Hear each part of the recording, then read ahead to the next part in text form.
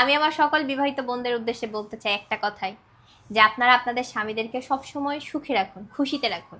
কারণ স্বামী তো একমাত্র মানুষ যে কিনা সারা দুনিয়ার সমস্ত কষ্ট সে মাথা পেতে নিতে রাজি আছে শুধুমাত্র আপনার সুখের জন্য।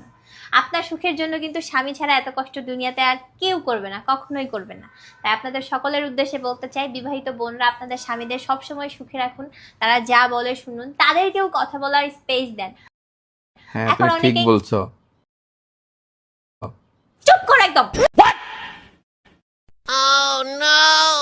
সবসময় back back back back back back back করতেই থাকে। হ্যাঁ, দেখতেছো যে আমি কথা বলতেছি, তার মাঝখানে তার নাক গলাইতে হবে, এত গলাইতে হবে, এত বড় নাক হয়ে গেছে। হ্যাঁ, কথা বলার মাঝখানে তার কথা বলতেই হবে, একদম একদম কথা না বলে তার শান্তিই লাগে না।